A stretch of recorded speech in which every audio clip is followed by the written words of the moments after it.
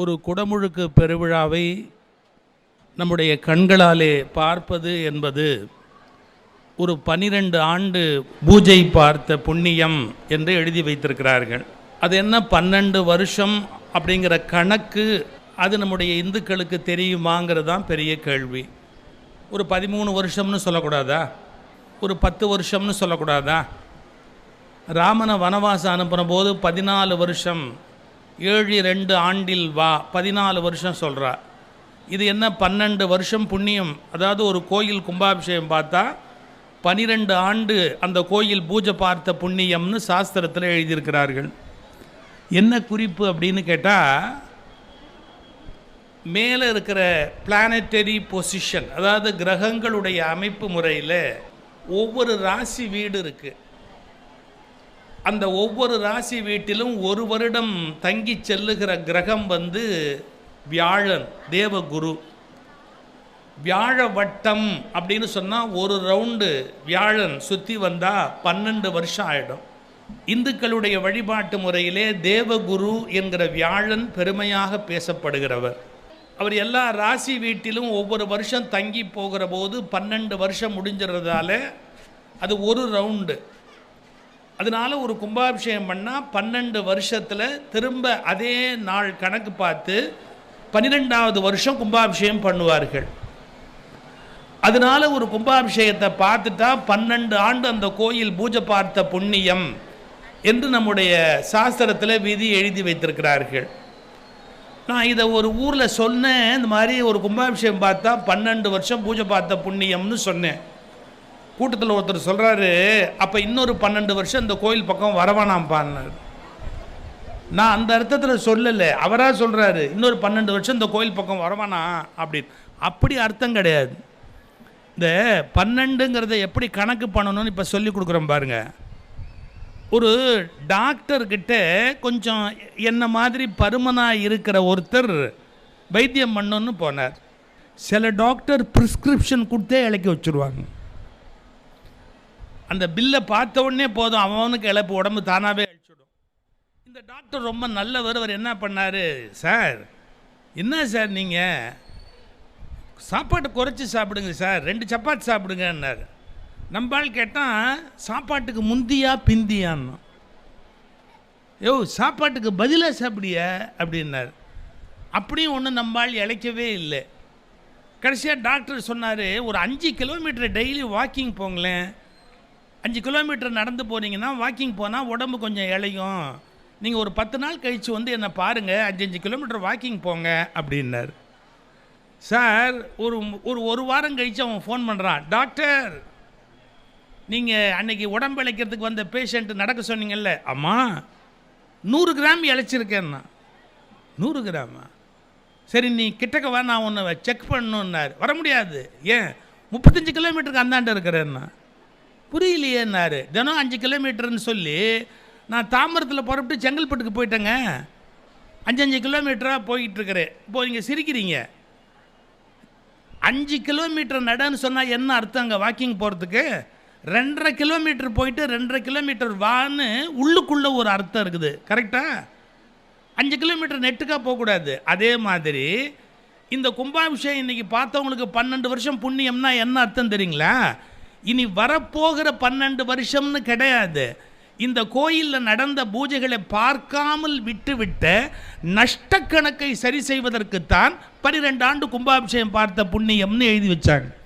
இப்போ நம்ம தினமும் பூஜைக்கு பார்த்துருப்போமா, ஒரு கோயிலில் 2 காலம் 4 காலம் 6 காலம்னு பூஜை ஆகும். நம்ம எல்லா நேரமும் பூஜையை பார்த்துருப்போமா? இல்லை. அதனால் ஒரு குடமுழுக்கு பார்க்கிற போது ஒரு மனிதனுக்கு கடந்த 12 ஆண்டு காலம் இந்த கோயிலில் என்ன பூஜை நடந்ததோ அதை பார்த்த புண்ணியம். ஏன்? இதுக்கு வடமொழியில் என்ன சொல்வார்கள்? பெருஞ்சாந்தி. பெருங்கிறது தமிழ், சாந்திங்கிறது வடமொழி சொல். கும்பாபிஷேகத்துக்கு நல்ல தமிழில் எழுத முடியும் திருக்குட நன்னீராட்டு பெருவிழான்னு. ஆனால் சாந்திங்கிற வடமொழி சொல்லையும் பெருங்கிற தமிழ் சொல்லையும் இணைத்து பெருஞ்சாந்தின்னு எழுதி வச்சாங்க. என்ன குறிப்பு? இது யார் வார்த்தை தெரியுமா? பெருஞ்சாந்திங்கிற வார்த்தை திருஞான சம்பந்தருடைய வார்த்தை. எப்படின்னா, மயிலாப்பூர் கபாலீஸ்வரர் கோயிலை பற்றி பாடுறாரு. அந்த கபாலீஸ்வரர் கோயிலில் ஒரு பெண் சிவனேசன் செட்டியார் அப்படிங்கிற ஒரு செட்டியாருடைய மகள் அப்போ பாம்பு கடித்து இறந்து போயிட்டா. அந்த பெண்ணை திருஞான சம்பந்தருக்கு கல்யாணம் பண்ணி கொடுக்குறதா அந்த செட்டியார் நினச்சிருந்தார். இதெல்லாம் வரலாறு கொஞ்சம் கூர்ந்து கவனிக்கணும். எங்கள் ஞான சம்பந்தர் என்ன மரபு உங்களுக்கு தெரியும், திருஞான சம்பந்தர். இவர் சிவனேசன் செட்டியார் என்ன மரபுன்னு உங்களுக்கு தெரியும். ஆனால் ஞான சம்பந்தருக்கு அந்த பொண்ணை கொடுக்கணும்னு முடிவு பண்ணி வச்சுருக்கிறாரு அவங்க அப்பா. இதெல்லாம் நீங்கள் புரிஞ்சுக்க வேண்டிய உள் ரகசியங்கள் உள்ளே இருக்குது. அதாவது ஒரு சமயம் வளரணும்னா அவங்க தன்னுடைய ஜாதிங்கிறத பெருசாக நினைக்காம அந்த சமய மக்கள் எல்லாரும் ஒன்றா போகணும். பெரியாழ்வாரை படித்தவங்களுக்கு தெரியும். பெரியாழ்வார் பல்லாண்டு பாடும்போது சொல்கிறாரு, யாரெல்லாம் நாராயணன் கும்பிடுறாரோ அவரோடு கொள்மின் கொடுமின் அப்படின்னார். கொடுத்துக்கோ எடுத்துக்க அப்படின்னு பாடுறாரு பெரியாழ்வார். ஒரு காலத்தில் இந்து மதம் எப்படி இருந்தது என்பதற்கு இது அடையாளம். இதெல்லாம் படித்தவனுக்கு தானே தெரியும், படிக்காதவனுக்கு எப்படி தெரியும்? பெருஞ்சாந்தி, அழகான சொல். ஞானசம்பந்தர் பாடுறார் பாருங்க. இந்த பொண்ணை எரித்து சாம்பலை கொண்டு வந்து ஞானசம்பந்தர் முன்னாடி வச்சுட்டு சொல்கிறாரு, இந்த பொண்ணை உங்களுக்காகத்தாங்க வளர்த்தேன், அவள் பாம்பு கடிச்சு செத்து போயிட்டா, இந்த பொண்ணு நான் என்ன பண்ணுவேன், இதை சாம்பலாக இருக்கிறா அப்படின்னு. அப்போ 10 பாட்டு பாடுறாரு ஞானசம்பந்தர். மயிலை பதிகம்னு பேர். மட்டிட்ட புன்னயம் காணல் மடமயிலை அப்படின்னு தொடங்குகிற கபாலீஸ்வரருடைய பதிகம் அது. 10 பாட்டு. பதிகம்னா 10 பாட்டு இருந்தால் அதுக்கு பதிகம்னு பேர் இலக்கணத்தில். இந்த திருஞான சம்பந்தர் என்ன சொல்லி பாடுறாரு அந்த பொண்ணை பார்த்து, ஏம்மா இந்த மயிலாப்பூரில் எத்தனை விழா நடக்கும், மாசி மகம் நடக்கும், பங்குனி உத்தரம் நடக்கும், ஆனி திருமஞ்சனம் நடக்கும், இந்த அருமையான கோயிலில் அடியார்களுக்கு பெரிய திருவிழா நடக்கும், அந்த கோயிலில் நீ எதையும் பார்க்கல, செத்து போயிட்ட, நீ இதெல்லாம் பார்க்கலங்கிறது பெரிய விஷயம் இல்லை. இப்போ பாருங்க பாட்டு வருது. பெருஞ்சாந்தி காணாதே போதியோ பூம்பாவாய். ஒரு கும்பாபிஷேகம் பார்க்காம செத்து போயிட்டியம்மா, இந்த கோயில் குடமுழுக்கு நீ பார்க்கலையே, பெருஞ்சாந்தி காணாதே போதியோ பூம்பாவாய் அப்படின்னார். என்ன நடந்தது? பானை வெடித்து அந்த பெண் எழுந்து வந்தா. ஞானசம்பந்தரை கல்யாணம் பண்ணிக்க சொல்லி அவங்க அப்பா சொல்கிறார், சிவனேசன் செட்டியார். ஆனால் ஞானசம்பந்தர் 16 வயது நிரம்பிய அருளாளர். அழகான பெண் அந்த பானை வெடித்து வரா. என்ன சொன்னார் தெரியுமா ஞானசம்பந்தர்? ஐயா, உங்கள் மகள் எப்போ செத்து போயிட்டா, அவளை எரித்து சாம்பலாக்கிட்டீங்க, இப்போது இவள் என் மூலம் வந்த மகள் என்பதால் இவள் என் மகள். எவ்வளோ பெரிய வார்த்தை! இவள் என் மகள்.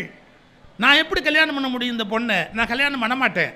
இவள் என்னுடைய மகள், அதனால் இவள் நல்லா இருக்கணும்னு ஆசீர்வாதம் பண்ணுறேன் அப்படின்ட்டு ஞானசம்பந்தர் புறட்டு போனார்.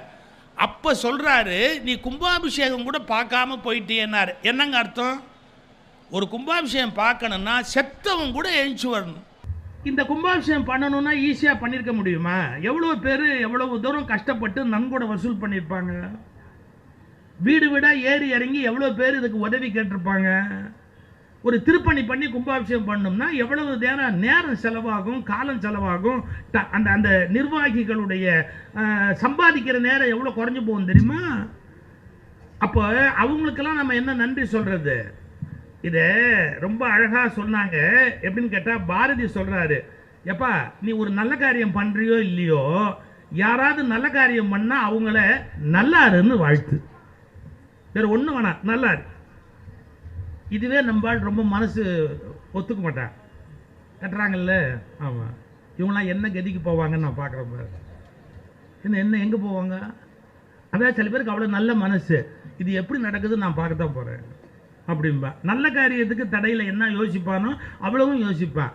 இதை யார் எழுதுறா? பாரதி சொல்கிறாரு, நிதி மிகுந்தவர் பொற்கு வைத்தாரீர். உங்ககிட்ட காசு இருக்கா, அள்ளி கொடுங்க நல்ல காரியத்துக்கு. நிதி மிகுந்த இதே மாதிரி தான், பள்ளிக்கூடம் கட்டினாலும் கொடுங்க, ஆஸ்பத்திரி கட்டினாலும் கொடுங்க, கோயில் கட்டினாலும் கொடுங்க. நல்ல காரியம் சமூகத்தில் நடந்துக்கிட்டே இருக்கணும் மக்களுக்கு. நிதி மிகுந்தவர் பொற்கு வைத்தாரீர். நிதி குறைந்தவர், பணம் இல்லை, அவன் என்ன பண்ணுறது? நிதி குறைந்தவர் காசுகள் தாரீர். சில்லற கொடு, 10 பைசா வச்சிருக்கிறியா, 4 நாள் வச்சிருக்கிறியா, கொடுக்கலாமான்னு கேட்டான். புத்தர்கிட்ட ஒரு முறை ஒரு மகாராஜா போய் காணிக்க வச்சார். ஒரு மகாராஜா புத்தர் சொன்னார், அப்படி வச்சுட்டு போனார். கையாலே தொடலை. மகாராஜா காணிக்க வச்சார், அப்படி வை அப்படின்னார். கொஞ்ச நேரம் கழிச்சு ஒரு கூலி வேலை பார்க்குற ஒரு எளிய கிழவி அங்கேருந்து நடுங்கிட்டு வந்து சுருக்கு பையை திறந்து அது உள்ளேருந்து ரொம்ப எளிமையான ஒரு காணிக்கையை புத்தருக்கு கொடுக்குறார். நீங்க நம்ப மாட்டீங்க, எந்திரிச்சு நின்று கும்பிட்டு அதை வாங்கினார். அதை எப்படி வாங்கினாரு? அந்த மேல் துண்டை அப்படி விரிச்சு அதை அப்படி வாங்கினார். கூடவே இருந்தவங்க எல்லாம் கேட்டாங்க, என்னங்க கோடி கோடியா மகாராஜா கொண்டாந்து கொடுத்தாரு, உட்கார்ந்தபடி அங்க கொடுத்துட்டு போனீங்க, இந்த அம்மா எளிய கிழவி அவ கொண்டாந்து கொடுக்குற ஒரு செல்லாத ஒரு சின்ன காசு அதை எந்திரிச்சு வாங்குறீங்க. இதுக்கு புத்தர் ஒரு வார்த்தை பதில் சொன்னார், ஒன்று புரிந்துகொள். அந்த அரசர் தன்னுடைய பல கோடி சொத்துக்களில் 1000ல் 1 பங்கு தானம் பண்ணினார். இந்த கிழவியோ தன் சொத்து முழுவதையும் எனக்கு எழுதி வைக்கிறாள். அவகிட்ட அவ்வளவுதான் இருக்கு, அதை என்கிட்ட கொடுத்துட்டா. புரிந்துகொள், தன் சொத்தில் 1000ல் 1 பங்கு கொடுக்கிறவன் பெரியவனா, சொத்து முழுவதையும் கொடுக்கிறவன் பெரியவனா? அது எவ்வளவு காசு முக்கியம் இல்லை, அவன் சொத்தே அவ்வளவுதான், 10 பைசா கொடுத்துட்ட. அவன் சொத்து கோடி, அதுல ஏதோ கொஞ்சம் கொடுத்தா அது பெரிய விஷயமா? எதுக்கு சொல்ல வரேன், காணிக்க முடிஞ்சவங்க இவ்வளவு கொடுக்கணும், முடிஞ்சதை கொடுத்தா போர். ஒண்ணு அதை எழுதுறார் பாரதி, நிதி மிகுந்தவர் பொற்குவை தாரீர், நிதி குறைந்தவர் காசுகள் தாரீர். பாரதி கிட்ட ஒருத்த கேட்டான், என்கிட்ட எதுவுமே இல்லைங்க, நான் என்ன பண்ணட்டும், என்கிட்ட பணமே இல்லைங்க, நான் என்ன பண்ணட்டும்? பாரதி ஒரு வரி சொன்னாரு, அதுவும் மற்றவர் அதுவும் மற்றவர் வாய்ச்சொல் அருளீர்னாரு. நல்லா நடக்கட்டும் சொல்லிட்டு போனாரு. ஏன் தெரியுங்களா? வாய்ச்சொல் அருளுவதுதான் உலகத்திலேயே பெரிய காரியம். நான் கோயம்புத்தூர்ல முதல்ல குடியிருந்தேங்க. அங்க ஒரு வீடு கட்டினங்க, ரொம்ப ஒரு அளவா பெரிய வீடு கட்டணும்னு. எனக்கு வாழ்க்கையில ஒரே ஒரு வீடு, எனக்கு ஜாதகத்திலையும் சின்ன வீடு கிடையாதுங்க, வாழ்க்கையிலையும் சின்ன வீடு கிடையாதுங்க. அதனால கட்டுற வீடே பெரிய வீடா கட்டணும்னு ரொம்ப சிரமப்பட்டு கடன் வாங்கி எல்லாம் ஒரு வீடு கட்டினாங்க. நான் இந்த வீடு கட்டி கிரகப்பிரவேசம் பண்ற அன்னைக்கு வந்தானுங்க பாருங்க ஒரு 10 பேரு. ஆளுக்கு ஒரு யோசனை சொல்றான். என்ன சொல்றான்? சமையல் ரூம் இங்க இருக்கப்படாதுன்னா, அந்தாண்ட இருக்கணும்னா. அப்படியா? இன்னொருத்தர் சொன்னா மாடி கீழே இருக்கணும்னா. நான் வீட்டை திருப்பி வைக்க முடியும். அப்புறம் இன்னொருத்தர் சொன்னா கார் நிறுத்துற போர்ட்டிகோ இங்க வச்சிருக்கிறீங்களே, பின்னாடி வச்சிருக்கலாம்னா. டேய், முன்னாடி இருந்தா தான்டா போர்ட்டிகோ, பின்னாடி இருந்தா அது மாட்டு கொட்டாடா. உங்களுக்கு தெரியாது சார். அர்த்தம் சொல்றான், இது பாத்தீங்களா, இந்த வாசல் இங்க வைக்க கூடாது, கணக்கு பார்த்து இந்த இடத்துல வச்சிருக்கணும். இதெல்லாம் விட டாப் ஒருத்தர் சொன்னதான் மறக்க முடியாது, சீன வாஸ்து படி உங்க வீடு தப்புன்னு. எங்க நான் சீனாக்காரனா, இல்ல சீனாவில் குடியிருக்கிறேன்னா, இல்ல சீனாவில் சொத்து வாங்கி இருக்கிறேன்னா? ஒண்ணுமே இல்ல, சீன வாஸ்துப்படி தப்புன்னா. இவன் எவ்வளவு பெரிய லூசு. நான் இந்திய வாஸ்துப்படி தான் கட்டி இருக்கிறேன். ஒரு வாஸ்து நிபுணரை கூப்பிட்டு, என் ஃப்ரெண்ட் அவர் பிளான் போட்டு கொடுத்துதான் நான் வீடே கட்டி இருக்கிறேன். இவன் சொல்றான் சீன வாஸ்துப்படி இது தப்பு அப்படிங்கிறான். நான் என்ன பண்ண முடியும்? நான் சீனாக்காரனா? இல்லையே. அது நம்ம ஜனங்களுக்கு எப்படின்னா, இது இங்க இருக்கணும், அது இங்க இருக்கக்கூடாது. என்ன அர்த்தம்? நான் அந்த வீட்டுல இருக்கக்கூடாது. இதை நேரம் சொல்லிட்டு போலாம். அவன் அதுக்கு விட்டுட்டு 1000 வார்த்தை சொல்றான் பாருங்க. ஒரு வீடு கட்டினாலே 10 பேர் குறை சொல்றாங்கல்ல. ஒரு வீடு கட்டினாலே நான் எப்பவுமே இந்த கும்பாபிஷேகம் பண்ண கமிட்டியை பாராட்டுறதுக்கு ஒரு வார்த்தை சொல்லுவேன். என்ன தெரியுங்களா? நீங்க உழைச்சதுக்கும் பாடுபட்டதுக்கும் கூட நான் பாராட்டல, நீங்க செய்யும் போது உங்களை பல பேர் விமர்சனம் பண்ணிருப்பாங்களே, அதை பொறுத்துக்கிட்டீங்க பாருங்க, அதுக்கு தான் என்னுடைய மனமார்ந்த பாராட்டு, வாழ்த்து. ஏன்னா நம்மளை 10 பேர் விமர்சனம் பண்ற போது பொறுத்துக்கிறதுக்கு ஒரு பெரிய பண்பு வேணும். சரி சொல்லிட்டு போறோம் அப்படின்னு நம்ம வேலையை நம்ம பார்க்கலாம். அதுதான் ரொம்ப கஷ்டம் உலகத்திலேயே. அதை செய்ததுக்காக தான் நான் திருப்பணி கமிட்டியை ரொம்ப முதல்ல பாராட்டுறேன். எல்லா வகையிலேயும் நீங்க அந்த பணியை அழகா செஞ்சிருக்கீங்க. உங்களுக்கு எல்லா நன்மைகளும். இது நானா என் வார்த்தையில சொல்லணும். எனக்கு முன்னாடி ஒரு புலவர் எழுதி வச்சிருக்காரு, கோயில் திருப்பணி பண்றவங்களை பத்தி எழுதி வச்சிருக்காரு ஒரு பாட்டு. நான் கும்பாபிஷேகம்னே ஒரு புஸ்தகம் எழுதியிருக்கிறேங்க. கும்பாபிஷேக புஸ்தகத்தை படிச்சு பார்த்தா என்னுடைய கருத்து என்னங்கிறது தெளிவா தெரியும்.